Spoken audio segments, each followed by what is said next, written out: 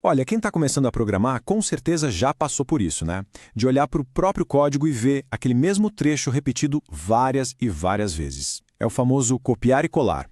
Parece um atalho, mas na verdade é uma armadilha que só gera frustração, demora e abre a porta para um monte de erros. Só que tem um jeito muito mais inteligente e elegante de trabalhar. Hoje a gente vai desvendar a arte de construir códigos sem repetição. Bora transformar a forma de programar e pensar como alguém mais experiente? Então, vamos começar!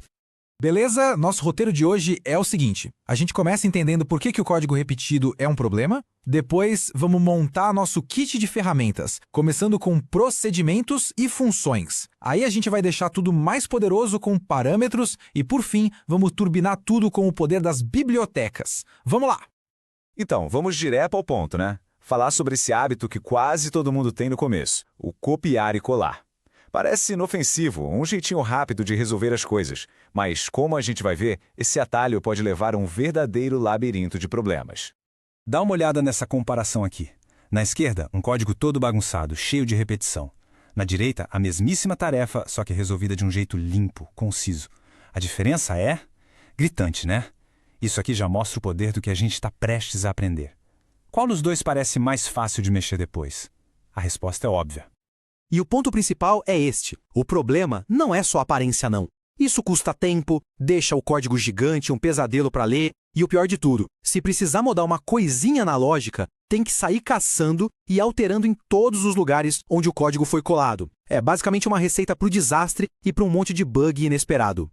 E é aqui que entra a nossa primeira ferramenta para acabar com a repetição, os procedimentos. Pensa neles como se fossem pecinhas de Lego. Você constrói uma peça uma vez só, tipo uma janela, e depois pode usar essa mesma janela em qualquer construção que fizer, sem precisar montar tudo do zero toda vez.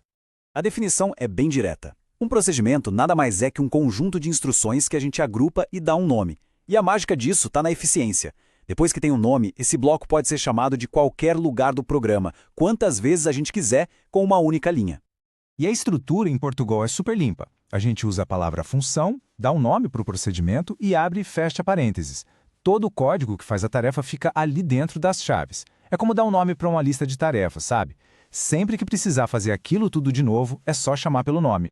E como é que isso funciona na prática? Bom, dentro do bloco principal do programa, o início, é só escrever o nome do procedimento que a gente criou, tipo somar ou subtrair. O programa para o que está fazendo, pula para dentro do bloco do procedimento, executa tudo que está lá e depois volta exatamente para o ponto de onde parou. E pronto, com uma simples chamada, a gente dá adeus à repetição. Certo, procedimentos são ótimos para fazer coisas. Mas e se a gente precisar que essa ação devolva um resultado? Por exemplo, calcular um total e precisar usar esse número em outra parte do código. É aí que as funções entram em cena. Esse slide resume perfeitamente a diferença. Um procedimento faz alguma coisa, tipo imprimir um relatório. Uma função faz alguma coisa e te entrega um resultado de volta, como calcular um total. Ou seja, um procedimento é sobre a ação e a função é sobre a resposta. Isso nos leva a uma palavra-chave que é super importante, mas que gera uma confusão danada: retorne. É muito comum achar que retornar um valor é a mesma coisa que escrever um valor na tela. Vamos esclarecer isso de uma vez por todas. A grande sacada é para quem a informação vai. O escreva é para o ser humano, para a pessoa que está ali olhando a tela. Já o retorne, isso é para o próprio programa. Escreva é tipo mostrar o resultado de uma conta na tela para a gente ler.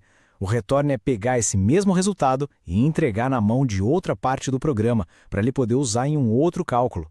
Uma coisa é mostrar, a outra é entregar para usar de novo.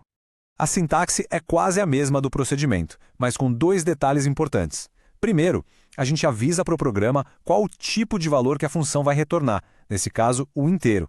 É como colocar uma etiqueta numa caixa para todo mundo saber o que tem dentro. E claro, lá no final, a gente usa a palavra retorne para mandar esse valor de volta. Então, até agora, nossas rotinas estão trabalhando com valores fixos. Mas o poder de verdade vem quando a gente consegue deixá-las flexíveis, capazes de funcionar com dados diferentes a cada vez que são chamadas. E a gente faz isso com parâmetros. A melhor analogia para entender parâmetros é pensar nos ingredientes de uma receita. A função é a receita para fazer um bolo, por exemplo. Os parâmetros são a farinha, os ovos, o açúcar. A mesma receita pode ser usada com ingredientes um pouco diferentes para fazer bolos de sabores diferentes. Olhando aqui a declaração dessa função, idade, altura e peso são os nossos parábolos. Voltando para a analogia, essa é a parte onde a gente lista os ingredientes que a receita precisa. Eles são como espaços em branco, esperando para a gente colocar os valores de verdade quando for usar a função. E aqui, a gente está colocando os ingredientes. Quando chamamos a função calcular MC, passamos os valores concretos, 24 para a idade, 1,68 para a altura e 67,2 para o peso. Agora sim, a função tem tudo o que ela precisa para trabalhar e dar um resultado. E o resultado final é uma resposta útil, personalizada.